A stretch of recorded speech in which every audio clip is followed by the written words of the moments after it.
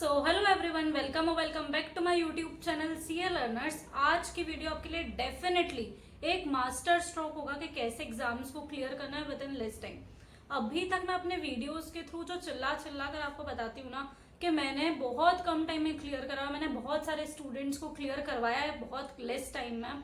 और ऐसा है कि वो स्टूडेंट्स कोई एक्स्ट्रॉर्डनरी नहीं थे, मैं कोई एक्स्ट्रॉर्डनरी नहीं थी, मेरी कोई एयर नहीं आई है, वी जस्ट क्लियर्ड। और मुझे ऐसा लगता है कि जो मेजोरिटी सेक्शन है ना, एयर तो कितने को एम रहता है, 100% स्टूडेंट्स में से सिर्फ 5% मैक्सिमम, बाकी 95% स्टूडेंट्स तो इसीलिए एग्जाम्स दे रहे हैं ना कि यार क्लियर कर ले। तो मैं सिर्फ वो स्ट्रेटेजी बताती हूँ क्योंकि ऑब्वियसली कम टाइम में हम ऐसी चीज नहीं बोल सकते ना जो प्रैक्टिकली पॉसिबल है, हम सिर्फ उसी की बात करेंगे। बट क्लियर भी कैसे करना है, समझ तो वो ही नहीं आ रहा है ना मेन। तो उसके लिए जैसे आपने थंबनेल पर देखा 70% strategy, what is exactly 70% strategy? Simple है कि आपको पूरा कोर्स नहीं करना है, आपको सिर्फ 70% सिलेबस करना है। But how to plan this 70%? और अभी का जो ट्रेंड चल रहा है मार्केट में कि ऑलरेडी इतने टफ पेपर्स आ रहे हैं, आपके अकॉर्डिंग, मेरा अकॉर्डिंग तो नहीं आ रहे हैं वैसे, बट ठीक है आपके हिसाब से बहुत टफ परसेंटेज भी आ रहा है, पासिंग परसेंटेज भी एकदम ऐसा हो गया है कि बहुत ही प्रिपरेशंस एकदम भयंकर रखनी पड़ेगी। अटेम्प्ट्स बार बार पास में आ रहे तो टाइम वैसे ही मिलता नहीं है, साथ ही में पेपर का लेवल भी बहुत हाई सेट हो रहा है, चेकिंग भी बहुत टफ हो रही है।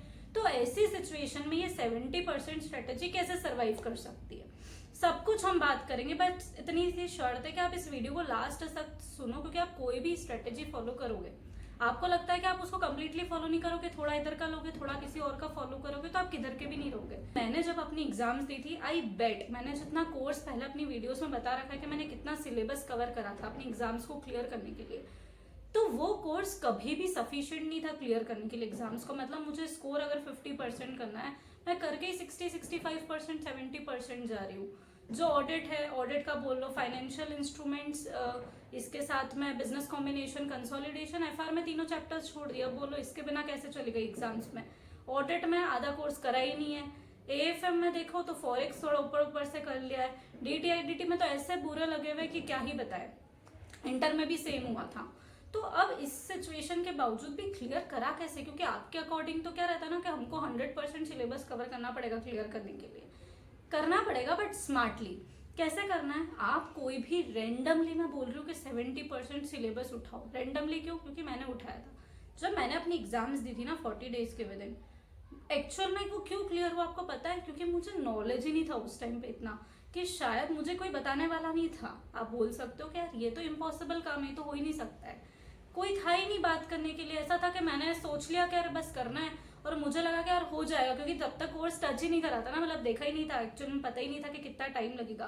करना है, स्टार्ट करा, धीरे धीरे डिमोटिवेशन भी हुआ, बट वो दिमाग में एक ही चीज थी कि नहीं बस करना है, मतलब करना है।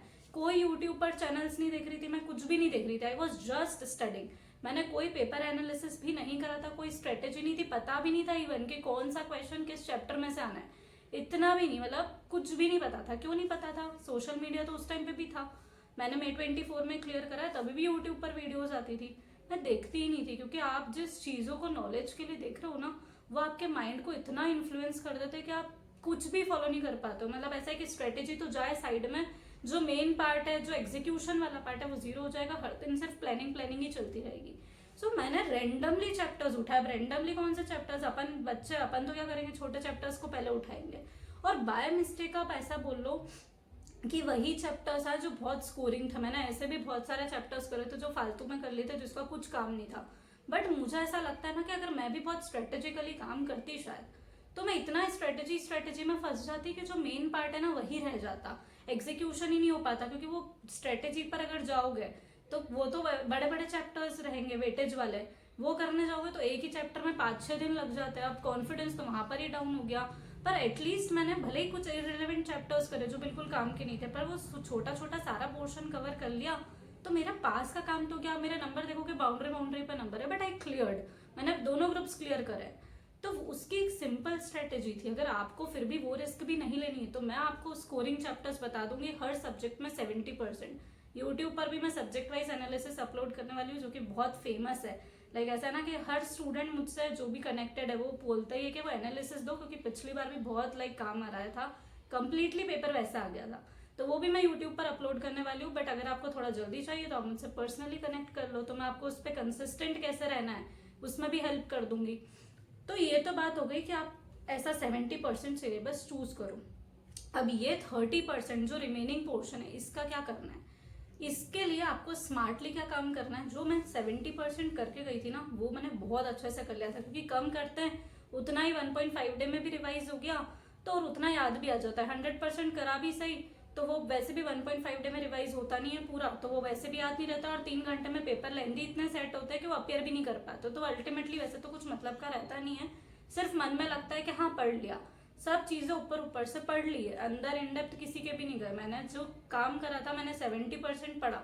आई बेट मुझे वो पोर्शन अभी तक याद है, 1.5 साल हो गया, अभी तक मैं खोल के देखूँ ना तो मुझे लगता है कि हाँ यार ये चीज पढ़ी हुई, कंफर्ट इतना सेट है, मतलब भले ही कम पढ़ा पर इतना अच्छे से सब कुछ कर लो ना उसमें। अगर आप कम पढ़ रहे हो तो आप सब कुछ कर सकते हो, एमटीपी कर लो, आरटीपी कर लो, 2 बार रिविजन कर लो, 3 बार रिविजन कर लो, टेस्ट दे दो, जो जो काम हो सकता है वो हर चीज आप कर सकते हो कम कोर्स के साथ। और जो आप नहीं कर रहे हो, मेन बात वहां पर आती है, जो चीज हम नहीं कर रहे, जो 30% सिलेबस हम छोड़ रहे हैं ना, उसमें भी आप बिल्कुल मत छोड़ा। ऐसा नहीं कि उसको कभी देखा ही नहीं, लेक्चर्स हमने देख रखे पहले, थोड़ा बहुत तो आइडिया है ना उस सिलेबस का भी, तो उसके लिए सिर्फ कुछ चैप्टर्स के लिए जैसे रिवीजन वीडियोस देख ली, कुछ को मैराथन से कवर कर लिया, कुछ के सिर्फ एमसीक्यू देख लिए, कुछ के इंपॉर्टेंट टॉपिक्स देख लिए, कुछ के क्वेश्चंस के लिए, मतलब उनको सिर्फ ऊपर ऊपर से टच करा। लेकिन कब, जब वो 70% पे एक बार कमांड बन गई ना, उसके एडिशनल में साइड में, तो आपको ये काम करना है कि, और लगेगा नहीं, ऐसा नहीं है 30% सिलेबस वो अनटच्ड ही लगेगा, लेकिन वो भी आपको एडिशनल 4, 5, 6 मार्क्स तक देके जाएगा फॉर श्योर। और ये 4, 5, 6 मार्क्स हर सब्जेक्ट में क्यूमुलेटिव में कितने हो जाएंगे, 30, 40 मार्क्स बहुत मैटर करते हैं। मतलब ऐसा है कि ये तो एक सब्जेक्ट का पासिंग वाला नंबर हो गए, तो ये आपको डेफिनेटली इतना कॉन्ट्रीब्यूट करेंगे। इसीलिए आप देखो, मैंने जब अपने सब्जेक्ट्स की प्रिपरेशन करी थी ना, तो मैंने जितना प्रिपेयर करा था, मैंने जितना कवर करा था कोर्स, उससे ज्यादा मार्क्स मुझे मिल गए थे। क्यों? क्योंकि मैं जितना करके गई थी ना, मैं उस पर बहुत कॉन्फिडेंट थी, वो मैंने इतनी बिंदास तरीके से लिखा।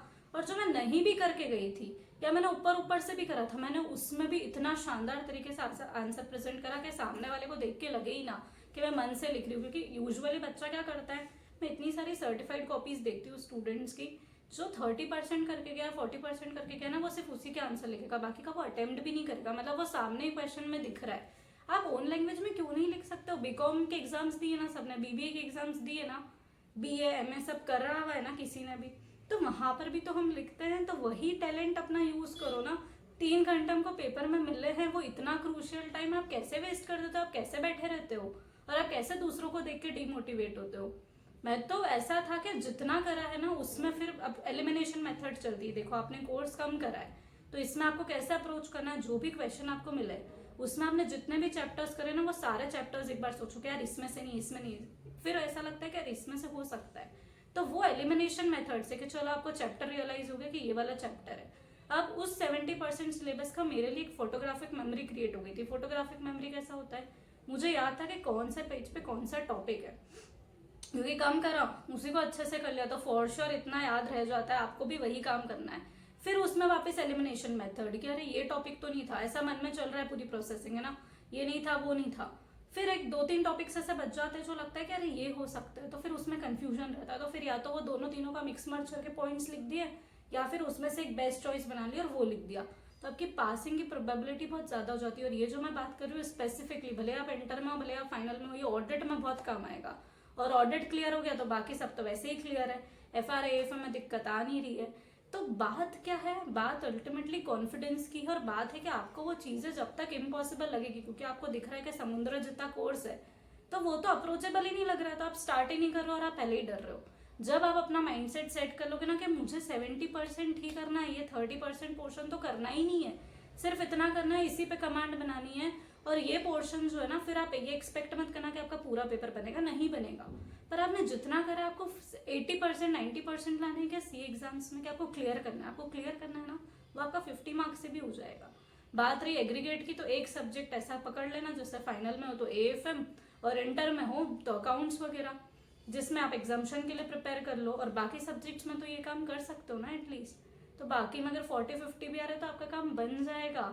तो जब तक आप इस टाइप से सोचना शुरू नहीं करोगे, आपको लगेगा ही नहीं कि चीजें रियलिस्टिक हो सकती है। और लैक ऑफ नॉलेज भी बहुत सही रहता है। कभी कभार क्या होता है कि हम जब एक्स्ट्रा नॉलेज गेन कर लेते हैं ना, कि अरे यार हम कुछ स्टैंडर्ड सेट कर लेते हैं दिमाग में कि इस चैप्टर में इतना टाइम लगना चाहिए, हमको तो इतना लग गया, या एक दिन में 2 सब्जेक्ट्स पढ़ने चाहिए क्या, या फिर रात में जाकर पढ़ाई करनी चाहिए क्या। कुछ भी स्टैंडर्ड नहीं है पढ़ाई का। ऐसा है ना कि जैसे आपका मन हो वैसे पढ़ो। आपको पता है कि कितने चैप्टर्स आपके बाकी है, आपका प्लानिंग के हिसाब से नहीं हो रहा है, खत्म करो ना। आपको पता है कि आपके कौन से चैप्टर्स बाकी है, आप कुछ भी रैंडमली उठा के पढ़ो उन चैप्टर्स में से जो आपने नहीं पढ़ रखे हैं, वो कहीं तो काम में आएंगे, कुछ तो पढ़ोगे एट लास्ट। फिर एक दिन इवेल्युएट कर लेना कि अच्छा इतना इतना हो गया है, इतना बाकी है, जो बाकी उसमें से कट करते जाओ, जो कर रखा उसमें से देखो कि यार इतना कर रखा है, इसमें याद कितना है, किस पर एक और रिविजन की जरूरत है। बस इतनी सी मेथड है। आपको डेली प्लान बनाने की जरूरत ही क्या है। जो चीज वर्क नहीं कर रही है उसके पीछे भागने जाओगे, ये 35 डेज बाकी, ये भी निकल जाएंगे। जो चीज वर्क कर रही है उसी के पीछे भागो, वो भी आपको एग्जाम्स क्लियर करवा देगी। सिंपल फंडा है। सो आपको अगर वो चीज पहले खुद फील करना पड़ेगा कि हाँ ये पॉसिबल है, तो वो डेफिनेटली हर चीज पॉसिबल है इस दुनिया में। कोई भी काम अगर मैं बोल रही हूँ कि इम्पॉसिबल नहीं है तो नहीं है।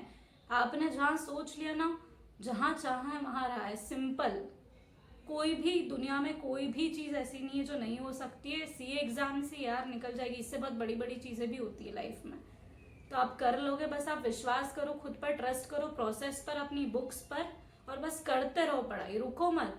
रुकने से वैसे भी कुछ भी नहीं हो रहा है, तो गिव अप करने से अच्छा है कि जो हो रहा है, गलत भी कर रहे हो कुछ तो चलेगा, ठीक है, बट पढ़ते रहो। सो आज की वीडियो अगर पसंद आई हो तो वीडियो को लाइक करना ना भूले, चैनल को सब्सक्राइब करना ना भूले। So thank you so much for watching.